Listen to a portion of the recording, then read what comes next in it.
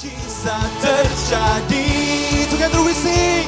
Mengalir kuasa-Mu, nyalakan api-Mu, ku nyanyi oh oh oh oh oh oh oh, tercurah kuasa-Mu, nyalakan api-Mu, ku nyanyi sing oh oh oh oh, keajaiban. Semua boleh bertepuk tangan sama-sama, come on.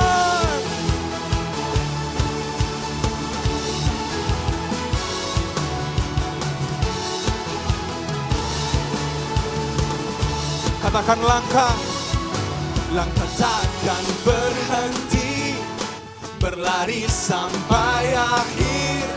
Serukan tinggi namanya, serukan rajanya. Katakan Roh Kudus, Roh Kudus membakar setiap kami. Naikkan pujian, naikkan pujian, mujizat terjadi. Are you guys ready? Come on.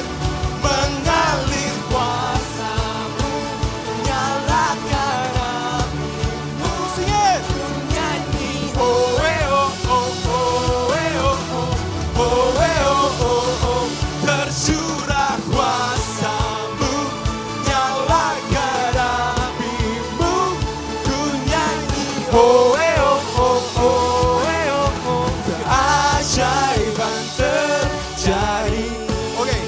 Aku mau do something good. Kita mau bagi dua tim. Yang jadi tengah sini ya. Satu kiri, satu ke kanan. Come on. Satu kanan. Sini kurang nih, sini kurang. Sebelah sini kurang. Kurang. Beberapa ke sini, beberapa ke sini. Ganti-gantian. Oke. So we want to do something. Kita mau lakuin sesuatu ya.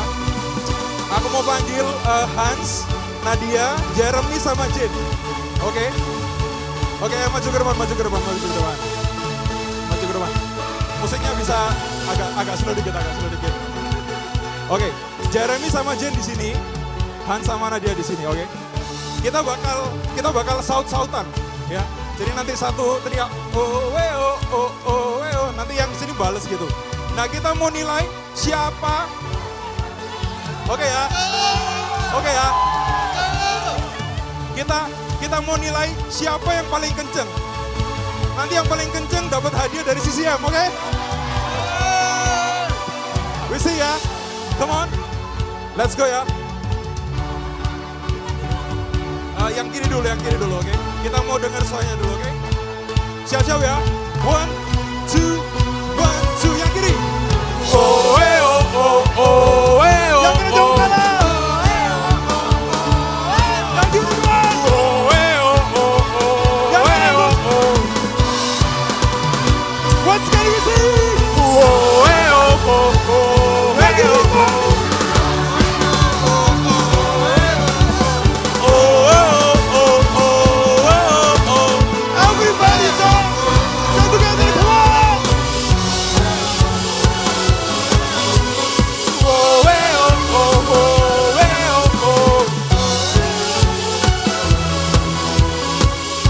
Katakan Roh Kudus, Roh Kudus membakar setiap kami. Naikkan pujian, mujizat terjadi. Are you guys with me? Come on, we sing together. 1,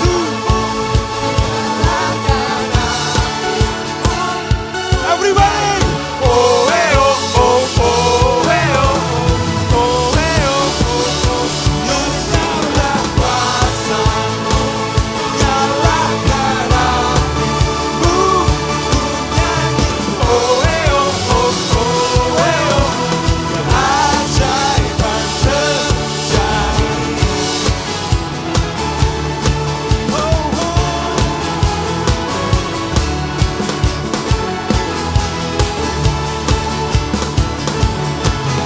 Sorak-sorai buat Tuhan Yesus ya Tuhan. Thank you guys, thank you. Luar biasa, mantap. Boleh bergabung lagi. Kita mau siapkan hati kita untuk worship together in this place. Thank you, Lord Jesus.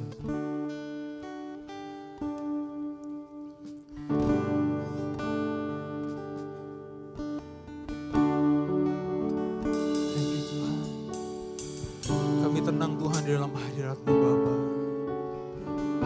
We're so grateful, Tuhan, for your presence in this place, Lord.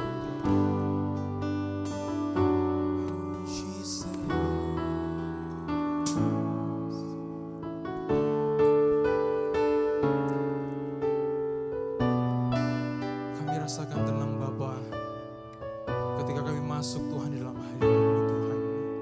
Oh yes, Lord. Together we sing this song from the beginning. Katakan bersama-sama. Bapa, Kau mendengar seruan hatiku.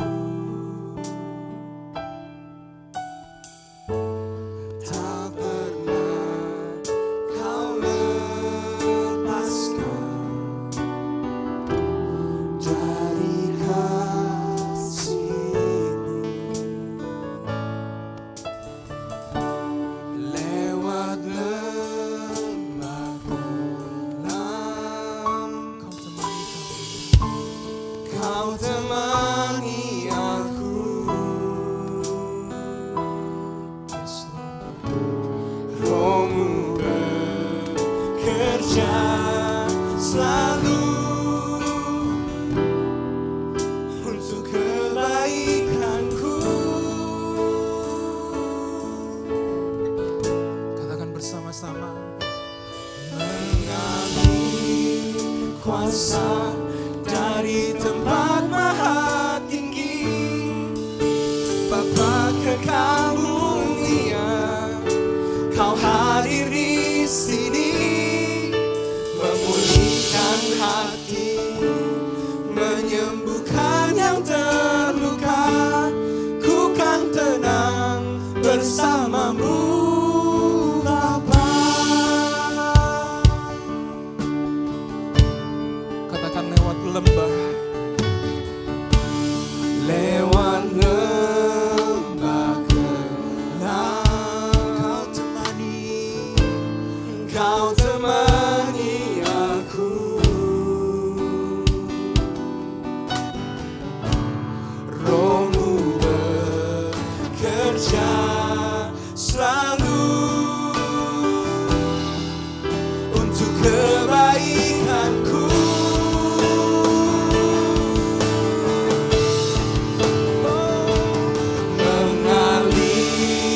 Kuasa dari tempat maha tinggi, Bapa kekal mulia, Kau hadir di sini, memulihkan hati, menyembuhkan yang terluka. Ku kan tenang bersama-Mu,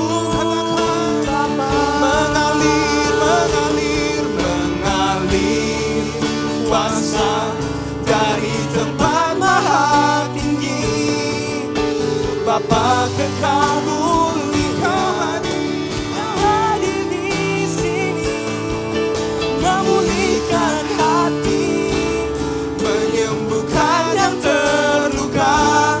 Ku kan tenang bersama-Mu, Bapa.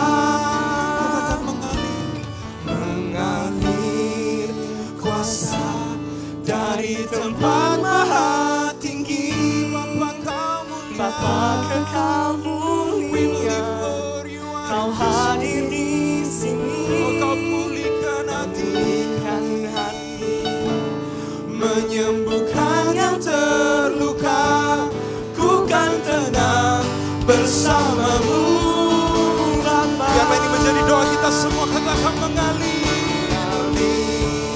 kuasa dari tempat maha tinggi, Bapa kekal mulia, Kau hadir di sini, memulihkan hati, menyembuhkan yang terluka. Ku kan tenang bersama-Mu. Katakan, ku kan tenang Katakan ku kan tenang bersamamu Bapa. Mari kita sembah Tuhan bersama-sama di tempat ini. Haleluya, kuasa-Mu Tuhan. Oh Jesus, haleluya. Kuasa-Mu Tuhan, ku kan tenang Bapa. Haleluya, ini hati kami berikan jiwa kami Tuhan. Oh Kau sungguh dari tempat ini, kami mau rasakan kasih-Mu, kami mau rasakan kuasa-Mu Tuhan. Kau pulihkan hati kami, oh Jesus, haleluya. Kami mau bermazmur Tuhan bagi nama-Mu.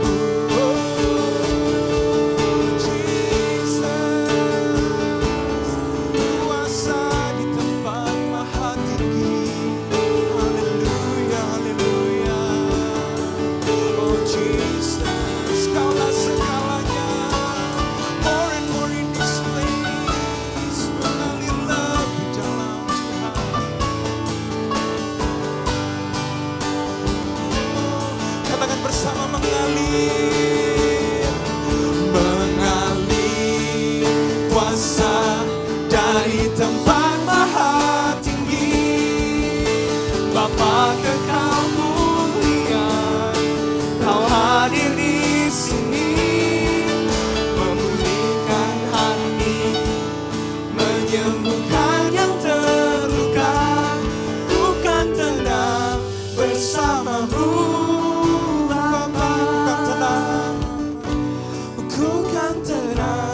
Bersama-Mu Bapa,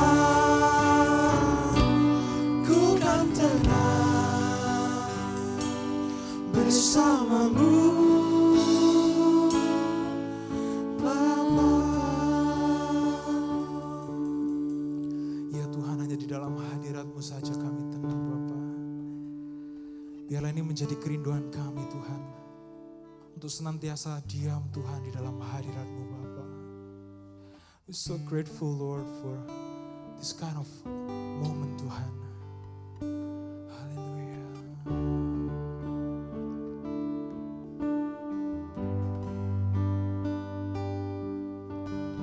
Oh, Jesus. Mari nyanyikan bersama. Rindu selalu. Rindu selalu bersama.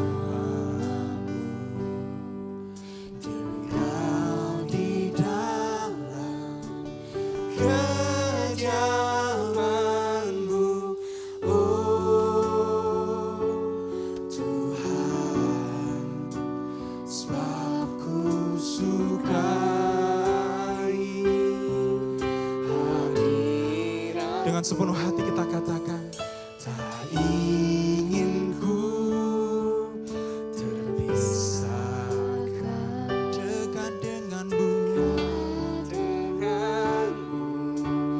itu yang ku rindukan,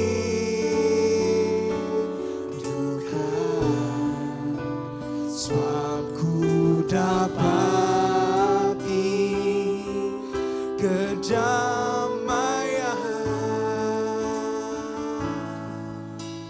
ku nikmati keindahan dan keagungan-Mu, oh Tuhan. Ku nikmati kemuliaan-Mu, menyembah-Mu dengan segenap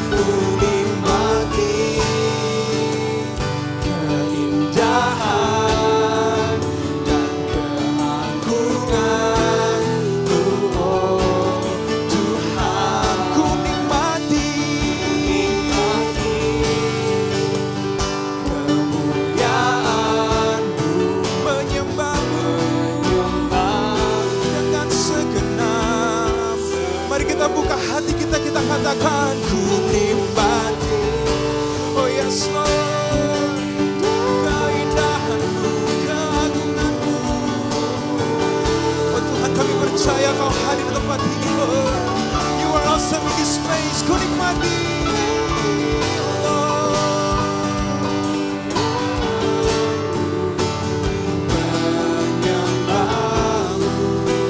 dengan sekali lagi dengan suara yang terbaik katakan ku nikmati dan keagungan-Mu oh Tuhan. Yes Lord, ku nikmati kemuliaan-Mu, penyembah-Mu dengan katakan bersama ku nikmati Tuhan dengan iman kami Tuhan. We see your presence in this place. Yes Lord, dengan penuh kerinduan hati kita katakan yes Lord, we truly enjoy your presence. Menyembah-Mu dengan sekali lagi kita katakan ku nikmati your beautiful presence in this Lord dan keagungan-Mu oh Tuhan.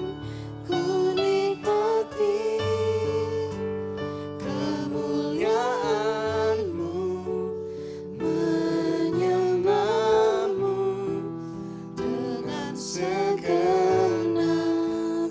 hatiku. Katakan menyembah-Mu. Menyembah-Mu dengan segenap hatiku. Mari kita sembah Tuhan. Jesus. Ambil waktu sejenak untuk benar-benar membawa persembahan dari hatimu kepada Tuhan. Jangan nyanyikan lagu tanpa memaknainya, tapi biarkan kita sama-sama benar-benar bilang, Tuhan kami menikmati Engkau. Mari naikkan pujian penyembahanmu sejenak. Katakan terima kasih. Katakan Engkau luar biasa Tuhan. Kau Bapa yang mengasihi kami. Haleluya, haleluya. Kami sembah Engkau, kami tinggikan, kami muliakan Engkau, sebab Engkau Allah, Bapa kami yang baik, Kau Allah yang luar biasa. Haleluya. Kami bersyukur Tuhan, kami mengenal Engkau sebagai bukan hanya Allah yang menciptakan kami, tetapi Engkau adalah Allah yang peduli di dalam setiap langkah kehidupan kami. Kami tahu Engkau bukan Allah yang cepat lepas tangan, bukan Allah yang ringan tangan mau menghukum kami, bukan Allah yang berpangku tangan tidak peduli buat kami, tapi Engkau adalah Allah yang selalu turun tangan. Engkau Allah yang mengulurkan tangan-Mu untuk kami Tuhan. Dan kiranya kami bisa melihat uluran tangan-Mu, sehingga di dalam apapun yang kami lakukan, kami bisa bertemu dengan Engkau Tuhan. Kalau pagi ini kami datang kembali di hadapan-Mu, kami mau untuk memiliki hubungan yang lebih intim lagi dengan Engkau. Memiliki hubungan yang lebih dari sekedar pengetahuan kami, tetapi kami mengalami encounter dengan Engkau. Kiranya Tuhan Engkau yang membukakan setiap mata hati kami sehingga kami bisa melihat setiap barriers, setiap hambatan-hambatan yang membuat kami bisa dekat dengan Engkau. Sehingga kami tidak lagi terperdaya iblis, tapi kami bisa benar-benar membangun hubungan yang intim dengan Bapa dan menjadi anak-anak-Mu yang mengerti seluruh kehendak-Mu di dalam hidup kami. Terima kasih Bapa, kami buka hati kami hanya di dalam nama Tuhan Yesus Kristus. Semua yang siap mendengarkan firman Tuhan sama-sama kita katakan Amin. Mungkin boleh ambil kursinya lagi ya. Oke, saya sudah tahu kali ini ya. Oke, silakan ambil kursi, sebelah kanan 7, sebelah kiri 7, lalu mundur 5 ke belakang. Asik.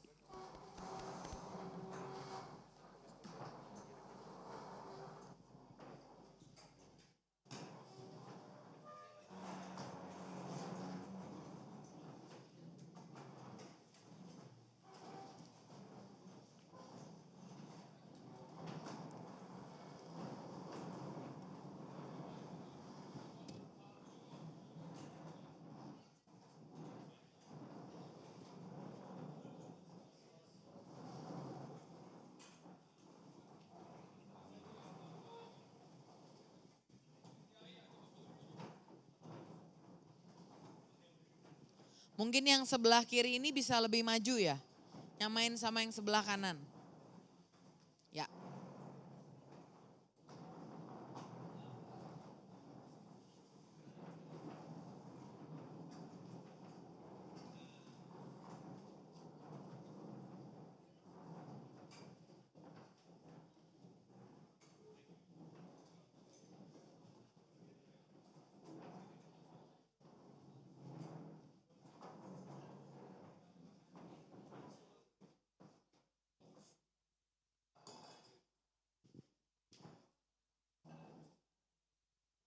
Oke, udah boleh duduk?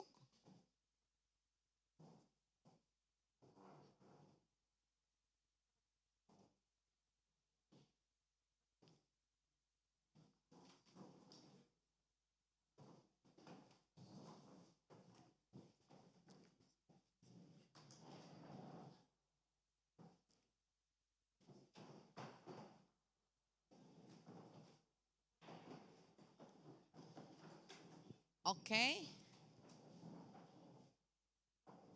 Masih ada beberapa yang masih menemukan kursinya ya.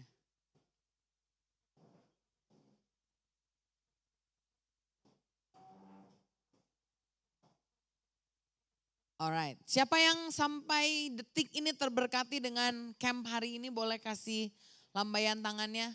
Kita kasih tepuk tangan buat para panitia yang udah arrange everything ya, it's really good. Karena saya tahu panitia itu bekerja keras buat teman-teman dan mereka terus berdoa juga buat teman-teman untuk benar-benar dapat something. Not just the fun part, tapi sesuatu yang benar-benar mengubahkan kehidupan kita. Kita masih dalam ngomongin soal hubungan dengan Allah. Tadi malam kita belajar ya bagaimana ada penghalang pertama yang membuat kamu itu gak bisa berhubungan intim dengan Tuhan. Yaitu karena seringkali kita punya pemahaman yang salah tentang Tuhan. Karena kegagalan orang tua kita terutama ayah kita untuk menunjukkan siapa Tuhan itu seharusnya. Seperti apa gambaran Tuhan yang ideal. Saya tahu ada beberapa teman-teman yang masih merasa uncomfortable. It's a hard topic. Ya, sesuatu hal yang dipendam mungkin udah lama. Kamu mungkin punya kekecewaan sama ayahmu. Dan udah kamu kubur dalam-dalam. Tapi saya terus ya mengajak teman-teman untuk to always have this conversation. Mungkin nanti di oikos boleh dibahas kembali. Kalau di forum besar tentunya masalah yang terlalu intim itu sulit untuk dibicarakan. Tapi saya mau bilang sebelum kalian ya berjalan lebih dewasa lagi, apalagi memasuki dunia pernikahan ya. Di sini ada beberapa kakak-kakak kita yang sudah menikah. Hal-hal kecil yang kamu simpan dalam hati ketika kamu menikah itu bisa meledak menjadi bom waktu. Banyak orang bercerai itu kenapa? Karena dia punya hubungan yang tidak baik dengan orang tuanya. Ya, jadi sebelum nanti teman-teman bertambah dewasa, mau membangun rumah, tangga masing-masing, ya saya benar-benar berharap teman-teman bisa menyelesaikan apa yang sudah kita bahas tadi malam. Maybe some people need a little bit more time, it's okay. Ya, tidak harus terjadi saat ini, tapi ketika kita bertekad untuk memiliki hubungan yang pulih. Bukan hanya hubungan kita dengan orang tua kita yang diperbaiki, tapi hubungan kita dengan Tuhan itu akan sangat berubah banyak ya. Dan di session yang kedua ini saya mau menyampaikan satu halangan lagi dalam hidup kita. Kenapa kita tidak bisa membangun hubungan yang intim dengan Tuhan. Dan di sesi ini saya mau berbicara banyak tentang dosa.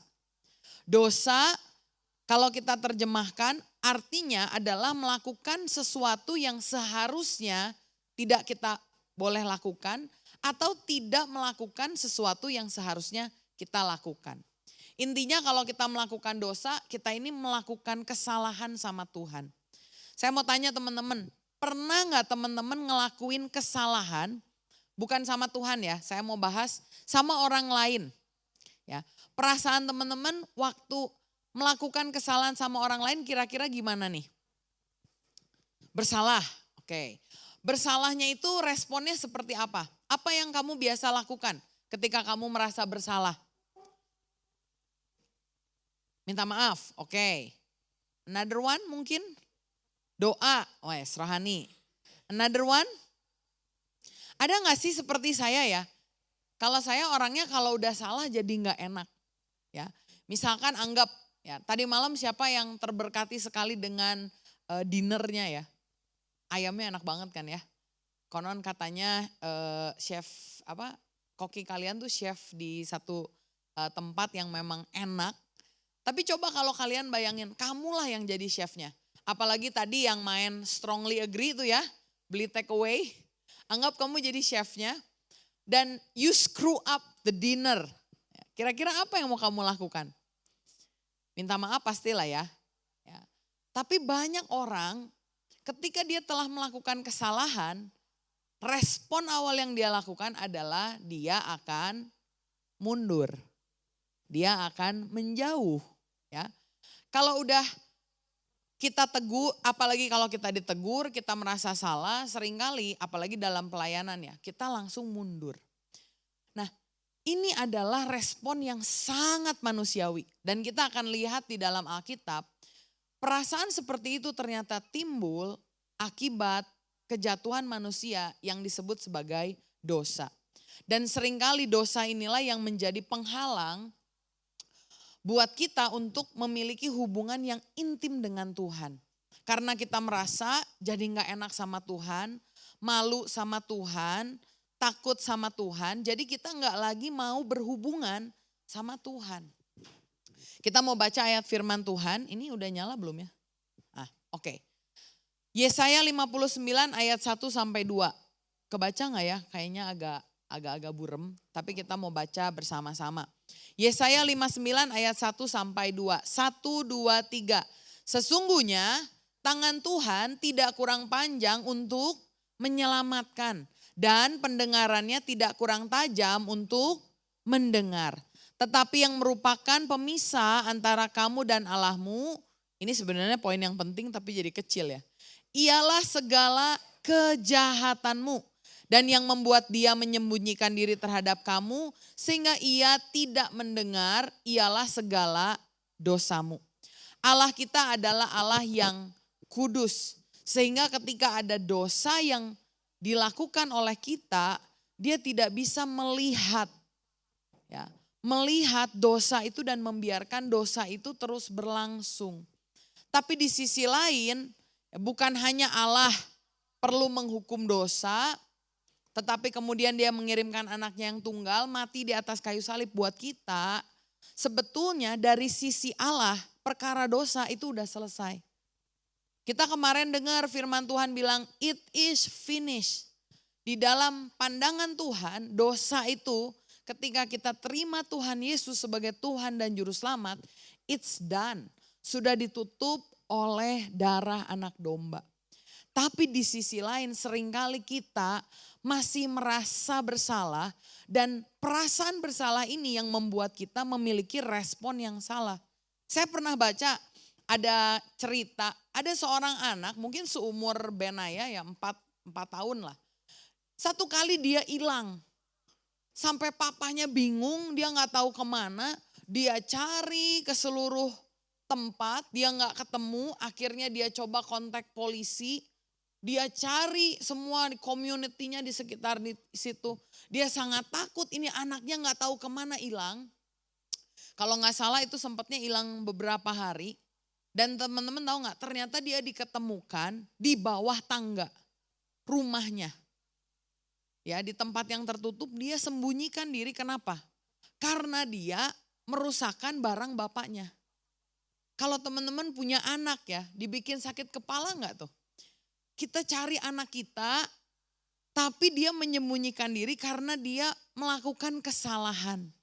Sering kali dalam hidup kita juga seperti itu. Ketika kita udah tahu kita berdosa, apalagi teman-teman baca Alkitab, ada di dalam komunitas Kristen. Teman-teman sebenarnya bukan orang yang tidak tahu mana yang benar dan mana yang salah. You actually know. Tapi seringkali firman Tuhan bilang, roh memang penurut tetapi daging lemah. Saya tahu di sini kalian tahu nonton pornografi is not a good thing. But how many of you yang still do it anyway? Gak usah angkat tangan. Cukup senyum-senyum dalam hati aja. Di sini teman-teman tahu untuk menyimpan dendam itu bukan sesuatu yang baik. But how many of you still do it anyway? Dan ketika itu terjadi, seringkali apa yang kita lakukan, kita malah bukannya mau mendekat sama Tuhan, tapi sama seperti anak tadi, merasa bersalah, malah menjauh dari Tuhan. Kalau kita lihat di dalam firman Tuhan, ini adalah respon yang memang langsung timbul ketika Adam dan Hawa jatuh di dalam dosa. Saya mau ajak teman-teman lihat di dalam firman Tuhan, di Kejadian pasal yang ketiga, ini cerita bagaimana manusia jatuh dalam dosa. Ada 3 hal yang rusak dalam hubungan mereka ketika mereka jatuh dalam dosa. Kejadian 3 ayat yang ke-7 firman Tuhan bilang, kita baca bersama-sama ya. Maka terbukalah apa? Mata mereka berdua dan mereka tahu bahwa mereka telanjang. Lalu mereka menyematkan daun pohon ara dan membuat cawat. Teman-teman tahu Adam dan Hawa diciptakan Tuhan dengan sempurna. Tidak ada dosa, tidak ada cacat celah. Sehingga ketika mereka ada di Taman Eden, mereka bergaul dengan Allah sangat akrab. Saya belajar bahasa Ibrani dan tulisan dalam bahasa Ibrani itu menunjukkan bahwa memang secara kebiasaan Tuhan itu terbiasa turun ke Taman Eden setiap sore untuk ngopi ya sama Adam, enggak ngopi lah. Untuk berjalan-jalan sama Adam, untuk bergaul sama Adam. Jadi ternyata sebelum ada dosa, Allah itu secara intentional, secara keinginannya dia pengen datang ketemuin Adam untuk jalan-jalan sama Adam. Itu ada di dalam terjemahan bahasa Ibraninya. Tetapi ketika Adam dan Hawa makan buah yang dilarang sama Tuhan, semuanya berubah. Dan ini hubungan yang rusak pertama yang terjadi ketika mereka makan buah yang terlarang. Hubungan yang apa yang terjadi? Yang rusak yang mana? Ternyata hubungan manusia dengan dirinya sendiri. Itu yang menjadi rusak. Gambar diri manusia menjadi salah. Firman Tuhan bilang, Adam dan Hawa ya itu diciptakan segambar dan serupa dengan Allah. Perfect. Tapi ketika dia berdosa, firman Tuhan di sini bilang, maka terbukalah mata mereka berdua dan mereka tahu bahwa mereka telanjang. Mereka jadi tahu ada satu hal yang harus mereka tutupi. Teman-teman kalau pernah dengar bahasa dunia insecurity, ya ini adalah ini. Sesuatu yang sebenarnya awalnya oke, tapi tiba-tiba ya, kita melihat diri kita sendiri, saya jadi insecure. Kenapa? Karena mungkin tubuh saya tidak kurus, rambut saya tidak lurus. Ya, atau misalkan saya jadi insecure karena mungkin saya tidak tinggi atau saya kulitnya tidak putih dan lain-lain. Kamu mulai melihat ada sesuatu yang salah. There is something wrong with you. Kenapa itu terjadi? Karena adanya dosa. Sebelum ada dosa, you don't see anything wrong with you. Dan karena itu, ketika Tuhan melihat engkau yang telah menerima Tuhan Yesus, dosa itu tidak ada lagi. So God doesn't see there is anything wrong with you. Yang luar biasanya firman Tuhan bilang, seudah mereka tahu mereka telanjang, mereka menyematkan daun pohon ara dan membuat cawat.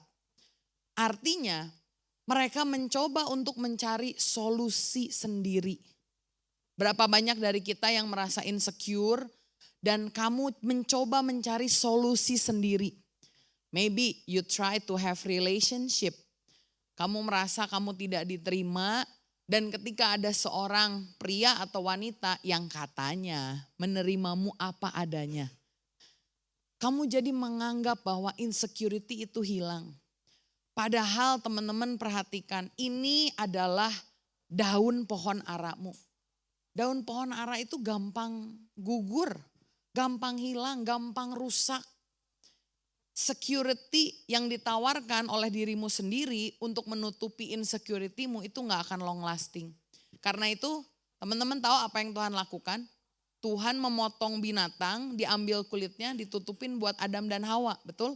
Itu adalah perlambangan bahwa untuk menutupi dosa ada pengorbanan. Anak domba Allah berkorban buat kita sehingga darahnya bisa ditutupkan di dalam kehidupan kita.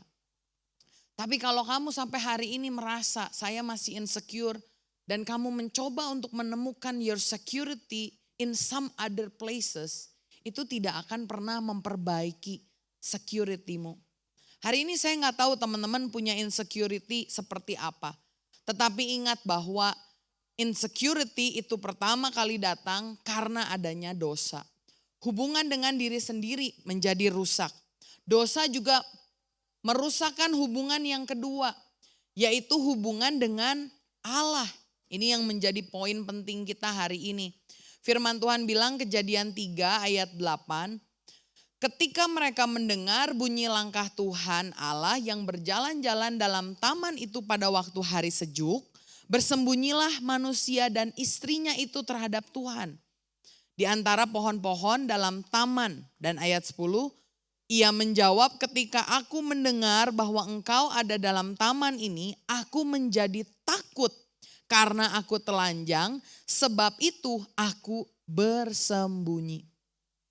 Ternyata dosa yang kedua bukan hanya merusakkan hubungan kita dengan diri kita sendiri, membuat kita insecure, membuat kita merasa there is something wrong with ourselves.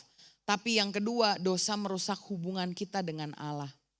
Teman-teman lihat, Allah ketika turun ke Taman Eden, dia biasa panggil Adam. Adam, Adam, di mana engkau? Biasa Adam datengin, mereka biasa berjalan-jalan bersama-sama. Ngobrol bersama-sama, berbincang-bincang. Bahkan Tuhan kasih tugas sama Adam ketika dia berjalan-jalan di Taman Eden. Tapi hari itu something happen. Tuhan turun seperti biasa berjalan-jalan di taman. Tapi ketika dia panggil Adam, ternyata Adam bilang, aku menjadi takut. Hal yang kedua yang dosa lakukan dalam diri teman-teman adalah dia mengubahkan cara teman-teman berpikir tentang Tuhan. Tuhan yang asalnya baik, tiba-tiba teman-teman punya perasaan negatif tentang Tuhan. Allah yang begitu kasih, Allah yang selalu mencari, Allah yang selalu baik. Ketika kita berbuat dosa, tiba-tiba ada perasaan negatif dan teman-teman seringkali melarikan diri. Berapa banyak dari kita, kamu udah tahu Tuhan, ikutan ibadah, tapi ketika kamu melakukan dosa yang kamu sadari, kamu menjadi takut dan bersembunyi. Ada anak di pelayanan kita, bertahun-tahun pelayanan no problem, satu kali missing in action, ditelepon gak bisa, didatengin ke rumahnya gak mau, diajakin main gak mau. Kenapa? Karena ternyata dia bilang, saya masih menyimpan dosa, saya gak layak di hadapan Tuhan, saya gak berani lagi melayani, saya gak mau lagi datang ke ibadah, saya gak mau lagi datang cell group, dan dia memilih untuk tinggal di luar. Artinya dia gak mau lagi masuk ke dalam rumah Tuhan, dia hanya mau melarikan diri. Karena dia merasa kalau saya masuk ke gereja nanti saya terbakar api kekudusan Allah dan lain-lain. But remember, hutang sudah dibayar, hukuman sudah lunas. Jadi sebetulnya dari sisi Allah, dosa itu it's a done deal untuk orang-orang yang udah terima Tuhan. Tapi seringkali dari sisi kita melihat hubungan kita ketika kita berbuat dosa jadi rusak sama Tuhan dan kita seringkali mencari hiding place, melarikan diri. What's your hiding place today? Apa yang menjadi tempat di mana kamu bersembunyi dari Tuhan? Apakah itu teman-temanmu? Apakah kamu bersembunyi ngomong soal culture? Mungkin kamu bilang gak usah terlalu radikal, it's okay. Mari kita sama-sama melihat dosa membuat kamu menjadi jauh dengan Allah. Gak bisa memiliki hubungan dengan Allah. Dan yang ketiga, yang terakhir, ternyata dosa juga merusakkan hubungan kita dengan manusia, dengan sesama. Kejadian 3 ayat 12 firman Tuhan bilang, manusia itu menjawab, perempuan yang kau tempatkan di sisiku, dialah yang memberi dari buah pohon itu kepadaku, maka aku makan. Kemudian berfirmanlah Tuhan kepada perempuan itu, apakah yang telah kau perbuat? Jawab perempuan itu, ular itu memperdayakan aku, maka aku makan. Ini adalah keretakan rumah tangga pertama yang ditulis di Alkitab. Sebelum manusia jatuh dalam dosa, gak pernah disebutkan Adam dan Hawa itu pernah bertengkar. Tapi ketika mereka jatuh dalam dosa, langsung saat itu juga terjadi konflik. Saling menyalahkan. Seringkali kita juga dalam keluarga jadi sering menyalahkan. Orang tua kita menyalahkan kita. Dibilangnya kita bukan anak yang nurut. Kita bilang orang tua kita itu bukan teladan yang baik. Kita salahkan adik kakak kita salahkan teman kita bahkan salahkan ketua oikos kita, pendeta kita, guru kita, keadaan, bahkan mungkin ada orang yang menyalahkan Tuhan pada akhirnya. Mungkin ada orang yang bilang Tuhan sih yang salah, suruh siapa buat pohon yang baik dan yang jahat. Coba kalau Tuhan gak buat. Pada akhirnya dosa membuat kita memiliki hubungan yang tidak baik dengan sesama. Dan kalau tadi saya tanya sama teman-teman, kalau kamu melakukan dosa, yang biasa kamu lakukan responnya seperti apa? Apakah lari atau apa? Kalau saya lihat dalam firman Tuhan, ternyata banyak orang-orang yang lari. Saya kasih beberapa contoh. Satu, orang yang telah berbuat dosa, Kain membunuh Habel. Setelah membunuh Habel, apa yang Kain lakukan? Dia lari dari hadapan Tuhan. Setelah Saul ditolak Tuhan, Saul ini tahu dia pernah kasih keputusan tidak boleh ada orang yang doa sama arwah. Karena itu dalam satu waktu Saul itu menghancurkan semua ahli-ahli tenung. Tapi ketika Samuel udah mati, Saul kepepet, Saul bingung, dia cari-cari.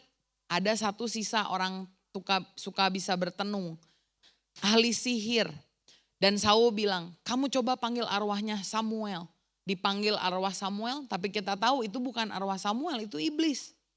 Dan kemudian Saul bertanya sama arwah Samuel. Dan setelah itu dia tahu bahwa Allah rohnya telah hilang daripada Saul. Dan dia semenjak itu melarikan diri. Apa yang dia lakukan? Dia bunuh diri, teman-teman. Ada satu orang lagi yang merasa bersalah, namanya Yudas Iskariot.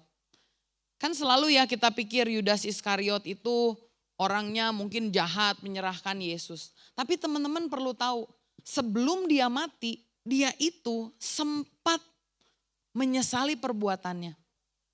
Yudas Iskariot itu pernah datang lagi sama orang-orang yang dia kasih, kan dia jual Yesus ya, 30 keping perak. Dia datengin lagi orangnya dan dia bilang, udah kamu lepasin Yesus, aku balikin uangnya. It's okay, aku balikin uangnya, lepasin Yesus. Tapi apa yang dia lakukan? Yudas merasa bersalah dan ketika dia merasa bersalah, dia bunuh diri. Teman-teman, saya mau bilang sama kamu, kenapa orang-orang yang merasa bersalah di hadapan Tuhan seringkali malah lari, bukannya malah mendekati Tuhan. Saya mau bilang kuncinya yang kita bahas tadi malam. Kalau kamu tidak memiliki pengenalan yang benar tentang Allah, ketika kamu berbuat salah, kamu akan lari. Mungkin bapamu bapak yang galak, bapak yang sadis. Mungkin bapamu suka memberi konsekuensi. Jadi kamu gak bisa terbuka sama bapamu. Tapi hari ini saya mau bilang, jangan ambil keputusan seperti Kain, jangan ambil keputusan seperti Saul, jangan ambil keputusan seperti Yudas Iskariot.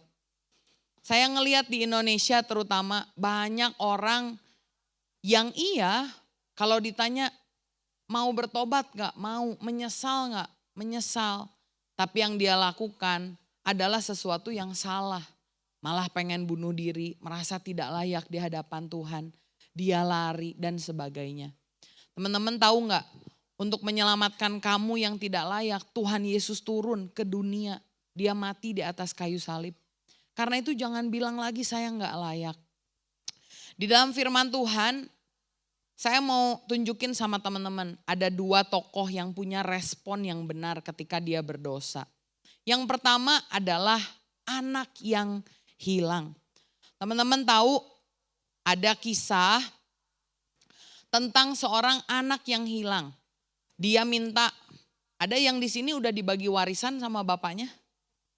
Atau masih menunggu sampai saatnya tiba? Orang tua saya kakek saya udah bagi waris ya. Itu sangat-sangat jarang. Karena dia masih hidup, dia udah bagi waris buat cucu-cucunya. Sangat jarang sekali. Dan siapa teman-teman di sini yang berani minta pulang ke Indonesia, minta warisan dari bapak? Ada yang berani? Itu sangat disgraceful, sangat gak tahu aturan ya. Tapi anak bungsu, dia datengin bapaknya, dia bilang saya minta bagian saya. Dan yang luar biasa, bapaknya ini mengasihi dia. Bapaknya kasih apa yang dia minta. Dia foya-foya, dia pergi ke negeri yang jauh. Begitu ada kelaparan datang, mungkin semacam COVID kali ya zaman itu. Dia gak punya kerjaan, akhirnya terpaksa dia kasih makanan babi. Babi itu binatang yang haram waktu di zaman itu ya. Dan ketika dia ada di keadaan yang paling terpuruk, anak ini mengerti hati Bapa. Karena itu ketika dia ada di keadaan yang terpuruk, Lukas 15 ayat 17 bilang, lalu ia menyadari keadaannya, katanya betapa banyaknya orang upahan Bapakku yang berlimpah-limpah makanannya. Tetapi aku di sini mati kelaparan. Aku akan bangkit dan pergi kepada Bapakku dan berkata kepadanya, Bapa, aku telah berdosa terhadap sorga dan terhadap Bapa dan tidak layak lagi disebut anak Bapa. Jadikan aku sebagai salah satu upahan Bapa, maka bangkitlah ia dan pergi kepada bapaknya. Ini respon yang benar ketika seseorang melakukan dosa. Jangan malah lari, tapi datangi Bapa di sorga. Jangan malah kita bilang, aduh udah tanggung, ya. Apalagi pakai ayat. Seringkali ada anak muda yang salah kutip ayat. Kan firman Tuhan bilang, lebih baik engkau panas atau engkau dingin ya. Itu ayat gak ngomongin lebih baik kamu kudus atau gak kudus, bukan. Nanti mungkin lain kali kita bisa bedah ayat itu ya. Yang Tuhan inginkan adalah engkau ketemu Tuhan, berlari. Kalau hari ini kamu ngelihat, kamu sadar ada di lumpur dosa, melakukan dosa, bertahun-tahun addicted sama sesuatu. Mari sama-sama belajar, ambil keputusan ini. Belajar bangkit dan belajar pergi kembali sama Bapa. Dan ketika kamu kembali, apa yang dilakukan Bapa? Nah, anak yang hilang ini, dia mengalami pemulihan. Ada 3 hal yang bapaknya berikan sama dia. Yang pertama, firman Tuhan bilang, ketika ia masih jauh, ayahnya telah melihatnya, lalu tergeraklah hatinya dengan belas kasihan. Ayahnya itu mendapatkannya, lalu merangkul dan mencium dia. Dan ayahnya berkata kepada hamba-hambanya, lekas mari bawakan jubah yang terbaik, pakaikan kepadanya, kenakan cincin pada jarinya, dan sepatu pada kakinya. Jubah berbicara soal penerimaan. Jubah itu covering. Ya, kalau teman-teman dulu zaman kerajaan, kalau kamu punya jubah kerajaan, kamu itu dianggap jadi anak raja. Makanya kalau Yusuf punya jas jubah warna-warni itu signifikan sekali. Artinya dia orang yang disayangi. Budak yang harusnya dijadikan budak, anak yang hilang ketika dia pulang sama bapak, bapak kasih jubah. Yang kedua dikasih cincin. Cincin itu penting. Yusuf dikasih cincin sama Firaun. Cincin itu ngomongin soal otoritas. Kalau kamu punya cincin, cincin itu semacam tongkat raja. Apa yang kamu katakan itu akan terjadi. Sendal berbicara soal status. Budak zaman dulu gak punya sendal. Kalau sekarang dia dikasih sendal, artinya dia statusnya diangkat dari orang yang tidak terhormat jadi orang yang terhormat. Teman-teman lihat, ketika anak ini balik sama bapak, yang dia mau apa? Bapak biar saya jadi budak. Tapi ketika dia mengambil keputusan yang tepat, ternyata budak yang seharusnya, anak yang seharusnya jadi budak diangkat kembali menjadi anak. Teman-teman boleh lihat banyak sekali orang yang hidupnya dulu berantakan. Tapi ketika dia menyerahkan hidupnya sama Tuhan, Tuhan mengangkatnya secara luar biasa. Tuhan memakai dia dengan dahsyat. Teman-teman tahu almarhum Raditya Oloan, ya udah meninggal. Teman-teman tahu masa lalunya seperti apa? Hancur berantakan, pakai narkoba, hamil di luar nikah, mengalami perkara yang buruk sekali. Tapi ketika dia menyerahkan hidupnya sama Tuhan, apa yang Tuhan lakukan? Apakah dia dibuat biasa-biasa saja? Enggak. Yang dulu mungkin merasa, aduh saya pulang balik sama Tuhan aja, udah diterima aja syukur. Tapi Allah yang mengasihi kita bukan hanya mau menerima kita, tapi dia mau mengangkat kita menjadi anaknya.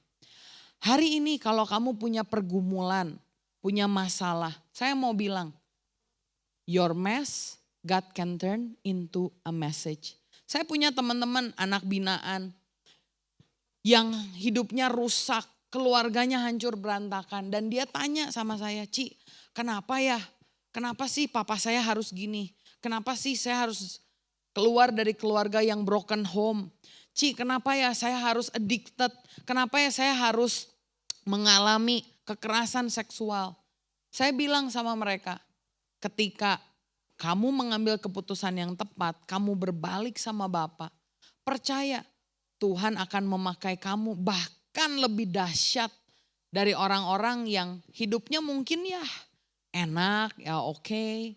Saya bilang sama mereka, kamu tahu nggak? Kalau satu kali nanti saya khotbah, saya bersanding sama kamu. Kalau kamu benar-benar balik sama Tuhan, membuka hatimu, menggunakan apa yang Tuhan pernah lakukan dalam hidupmu, kamu serahkan sama Tuhan. Apa yang kamu bicarakan itu bisa jauh lebih powerful dari saya. Ini anak menti saya, keluarganya broken home, tapi sekarang dia bisa mengampuni, dia bisa jadi orang yang stand up untuk keluarganya. Dan kalau ada anak yang broken home, yang saya lakukan biasanya saya minta dia yang kesaksian. Kenapa? Karena Tuhan yang tadinya anak hilang, yang mau jadi budak, ketika dia berbalik sama Tuhan, Tuhan berikan penerimaan, Tuhan berikan otoritas, Tuhan berikan status, bukan sebagai budak tapi sebagai anak. Kemarin kita ngomongin soal hati Bapa, tapi hari ini kita mau belajar. Kalau kamu hidupnya mau dipulihkan, miliki hati seorang anak. Mungkin bapamu gak sempurna, atau mungkin bapamu sempurna. Tapi kalau bapamu baik itu dia sempurna ataupun dia tidak sempurna, kalau kamu gak punya hati anak, kamu gak akan mendapatkan perubahan kehidupan. Keputusan Bapak kita sudah tahu, Bapak menunggu anaknya pulang. Tapi pertanyaannya, keputusan anak ada di tangan kamu. Kamu mau balik sama Bapak atau enggak? Ambil keputusan. Anak yang udah melakukan dosa. Pertama, firman Tuhan bilang dia sadar. Sadar dulu, saya udah berdosa. Tapi setelah sadar, bukan seperti Yudas Iskariot yang ambil tali gantung diri. Bukan seperti Saul. Saul itu matinya mengenaskan. Dia udah tahu roh Allah udah gak ada di dia. Dia minta prajuritnya untuk bunuh dia. Bunuh gua dong. Prajuritnya gak mau. Apa yang dia lakukan? Dia tancapkan pedang, dia jatuhkan dirinya ke atas pedang, dia mati. Jangan lakukan itu. Tapi mari sadari keadaanmu, belajar. Firman Tuhan bilang dia bangkit dan pergi kepada Bapa. Yang kedua, tokoh yang mau kita bahas adalah Daud. Daud adalah orang juga yang memiliki kesalahan sama Tuhan. Dia melakukan kesalahan yang dahsyat, kesalahan yang buat zaman sekarang tuh akan jadi skandal besar-besaran. Yang pertama, dia jadi pelakor, ya, tapi itu kalau dia cewek ya, pengambil laki orang ya. Kalau cewek ambil istri berarti apa? Pengambil istri orang, pesikor gitu ya, atau apalah saya nggak tahu. Dia merusakkan kehidupan orang lain. Rumah tangga orang lain dia hancurin. Dia jadi orang yang memakai powernya untuk abuse orang lain. Kenapa Batsheba? Kan teman-teman tahu ceritanya ya. Daud harusnya lagi zaman perang, dia gak ikutan perang. Nah ini poin yang penting. Kalau teman-teman kamu lagi melakukan sesuatu yang baik dan kamu gak ikut, ya ada kemungkinan kamu bisa jatuh dalam dosa sendirian. Daud seluruh pasukannya lagi perang, dia enak-enakan. Ada di atas sotoh balkon kerajaan, dia lihat ada cewek yang mandi. Terus dia bilang, panggil cewek itu buat datang ke tempat saya. Kalau dia bukan raja teman-teman, itu cewek gak akan datang ke tempat dia. Tapi karena dia raja, apa yang dia katakan pasti akan terjadi. Dia ambil Batsheba, dia bersetubuh dengan Batsheba, punya anak, dan begitu Batsheba tahu dia hamil, dia puter otak gimana caranya bunuh Uria. Yang dahsyat kalau kamu baca ayatnya, sebetulnya sebelum dibunuh dia tuh mau melakukan sebuah perencanaan. Kita tahu kemarin di Indonesia ada pengadilan ya, ngomongin soal skema perencanaan. Saya dengerin sampai akhirnya dijatuhi hukuman. Daud juga gitu. Dia bilang sama Uria, udah kamu pulang aja tidur sama istrimu. Udah istilahnya gini, dia tuh pengen anaknya Batsheba dianggap sebagai anaknya Uria. Tapi Uria ini panglima yang dahsyat. Dia bilang gini, tentara saya lagi maju di depan, saya gak mau enak-enakan sama istri saya. Makanya dia semalam-malaman duduk di gerbang. Wah, Daud bilang, wah ini gak bisa. Gimana caranya dia putar otak lagi? Uria yang setia sama dia ambil, dia taruh di medan perang paling depan. Akhirnya Uria mati dan dia enak-enakan sama Batsheba. Dia belum sadar dia melakukan kesalahan sampai akhirnya ada seorang nabi yang datengin dia dan menceritakan lewat perumpamaan bagaimana Daud mengambil seseorang yang bukan miliknya. Dan waktu Daud sadar apa yang Daud lakukan, ini yang penting. Daud enggak seperti Saul yang langsung bunuh diri, enggak seperti Yudas. Daud tidak seperti Kain. Tetapi firman Tuhan bilang 2 Samuel 12 ayat 16.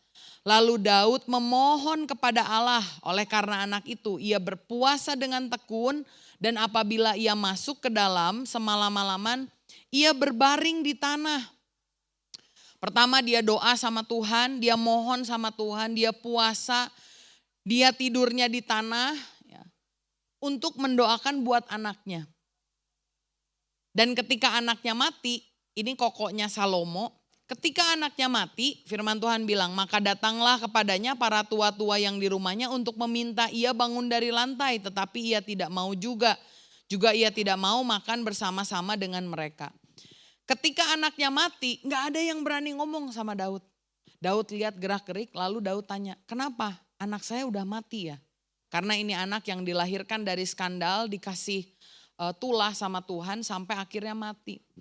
Dan ketika anak itu mati, apakah Daud marah? Apakah Daud berlari dari Tuhan? Enggak, ayat 20. Firman Tuhan bilang, lalu Daud bangun dari lantai. Ia mandi dan berurap. Dan bertukar pakaian, ia masuk ke dalam rumah Tuhan dan sujud menyembah. Sesudah itu ia pulang ke rumahnya dan atas permintaannya dihidangkannya roti, lalu ia makan. Ketika dia menyadari dia bersalah, dia gak cari orang-orang lain. Dia langsung datang ke hadirat Tuhan, dia masuk dalam rumah Tuhan, dia sujud menyembah. Kenapa Daud gak takut? Karena Daud mengerti hati Bapa. Kenapa Daud mau datang? Karena dia punya hati anak yang mau merendahkan diri. Kalau kita lihat dari mana sih sebetulnya Daud mengenal hati Tuhan? Yang mau saya bilang, yang pasti bukan dari ayah jasmaninya. Karena kalau kamu lihat, ayah jasmani Daud itu horrible. 1 Samuel 16 cerita, ada petinggi, nabi Tuhan, ya. Samuel itu dikenal di seluruh daerah. Nabi Tuhan datang, mau pilih raja. Bapaknya Daud tuh nyebelin. Dikeluarin anaknya yang jago-jago, ya. Eliab dikeluarin, Shima dikeluarin. Ada 3 yang paling dia jago-jagoin karena akhirnya yang 3 ini masuk jadi prajuritnya Saul. 3 orang ini ditunjukin, semuanya dikeluarin. Tapi Samuel bilang, bukan yang ini, kamu masih punya anak 1 lagi enggak? Baru Isai ingat, oh iya ya ada 1 lagi. Oh iya ada tuh, lagi menggembalakan domba. Saya mau tanya sama kamu, di sini ada yang pernah di rumahnya, bapaknya lagi pesta makan besar, mungkin didatengin sama hamba Tuhan atau mungkin sama menteri. Terus kamu disuruh jaga, kalau dulu domba itu kan seperti aset ya. Mungkin kamu suruh cuci mobil ya, atau mungkin kamu lagi suruh motong rumput di belakang. Kira-kira perasaan kamu gimana? Pasti marah kan? Tapi keburukan bapaknya Daud tidak membuat Daud itu jadi pahit. Karena Daud itu udah selesai dengan dirinya sendiri. Waktu koko-kokonya lagi ke medan perang, Daud dikirimin makanan sama bapaknya. Nih kirimin buat koko.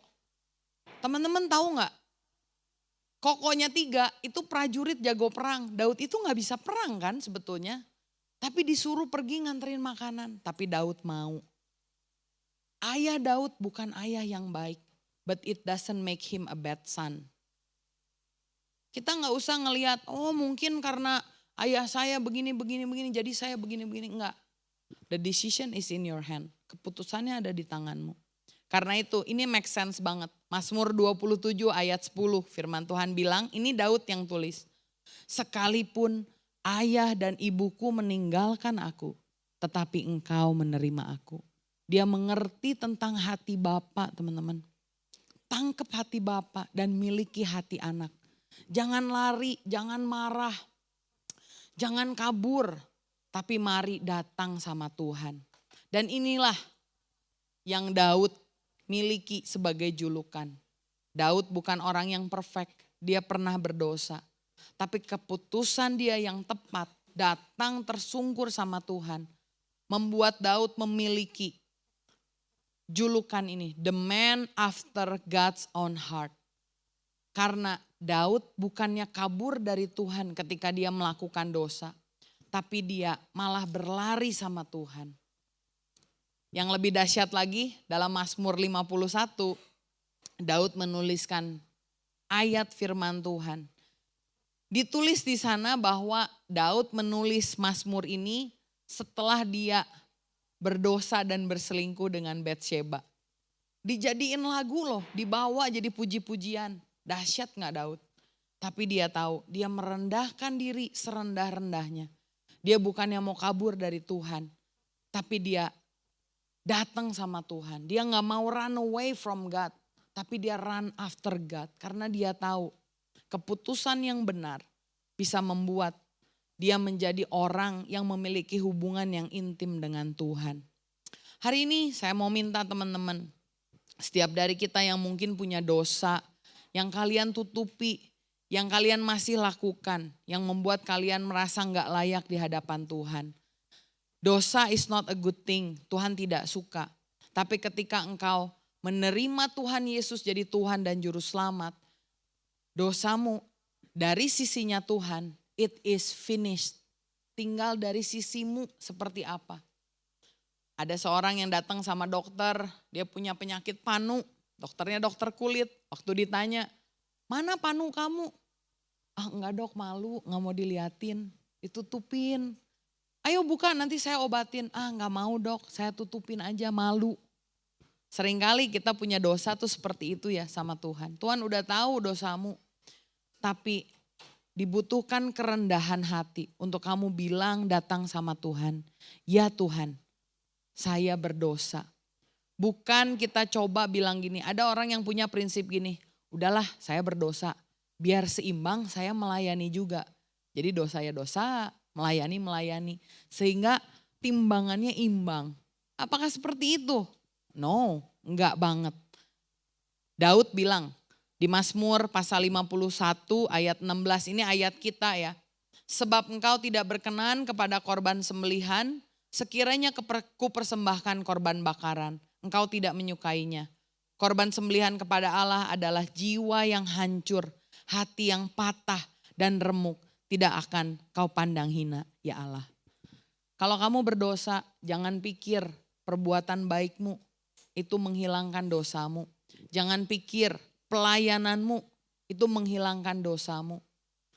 Karena mau seberapa banyak pun pelayanan yang kamu lakukan, yang Tuhan cari, itu bukan persembahan itu. Mempersembahkan hidup itu sesuatu yang bagus.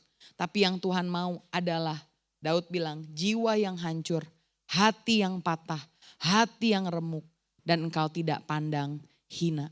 Mari kita sama-sama tundukkan kepala. Kita mau nyanyikan satu lagu. I'm not enough unless you come. Will you meet me here again?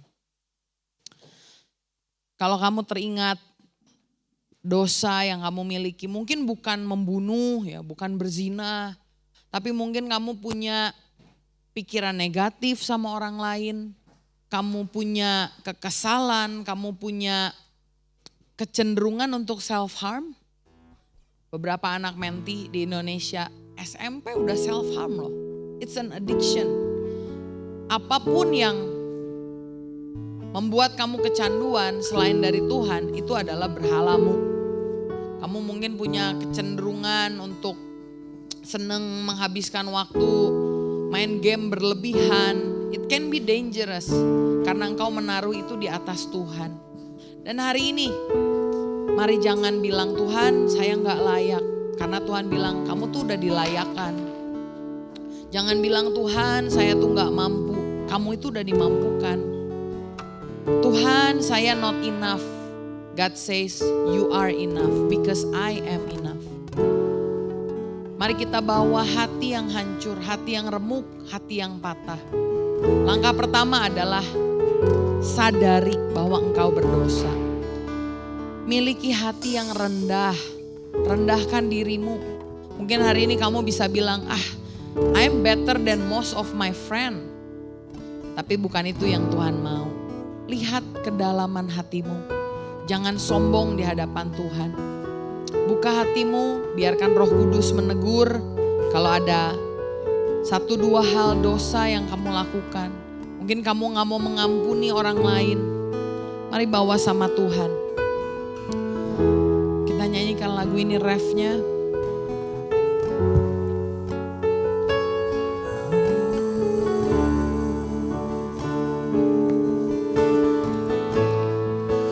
I'm not enough unless you come. Will you meet me here again? Saya mau mengundang buat engkau taruh tanganmu di dada dan bilang, 'Cause all I want, It's all I want, it's all you are. Will you meet me here again? I'm sekali not lagi enough. katakan I'm not enough. I'm not enough unless you come. Will you meet me here again? 'Cause all I want, 'Cause all I want is all you are. Will you meet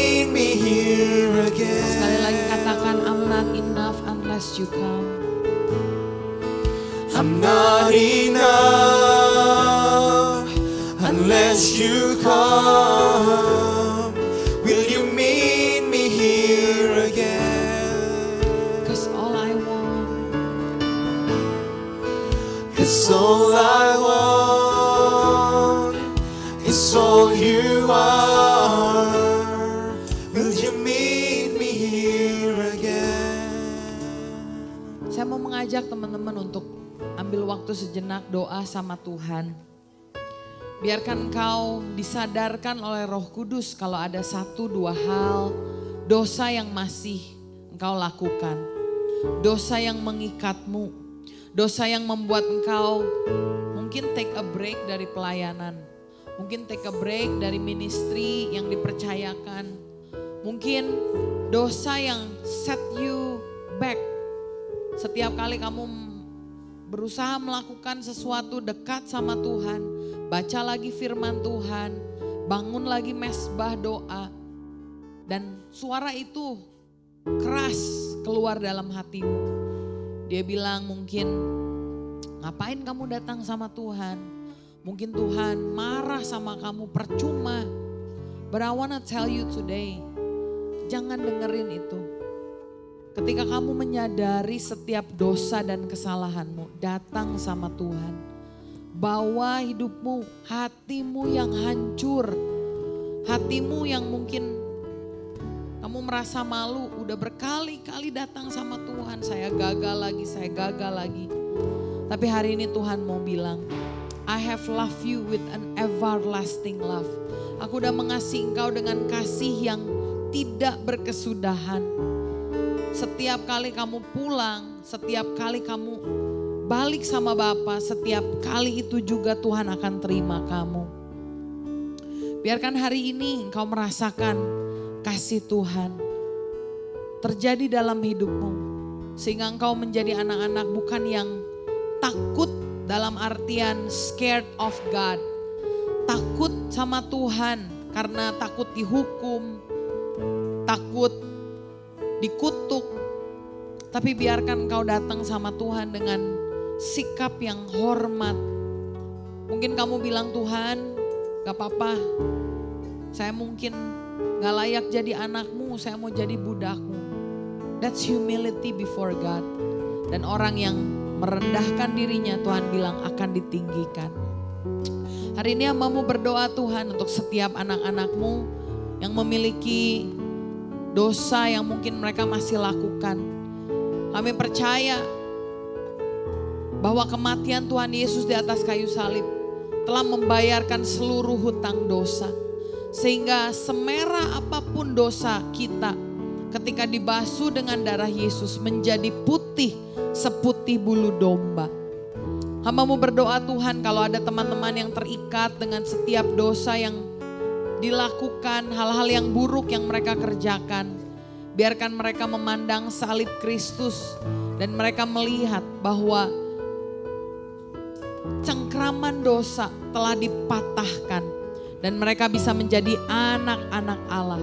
Biarkan mereka memiliki hati yang rendah sama seperti Daud. Ketika bersalah, datang tersungkur di hadapan Tuhan, minta ampun sama Tuhan. Dan biarkan hidup mereka mengalami perubahan. Terima kasih Bapa. Kami berdoa, mengucap syukur, menyerahkan semuanya ke dalam tangan-Mu. Hanya di dalam nama Tuhan Yesus Kristus. Haleluya. Amin.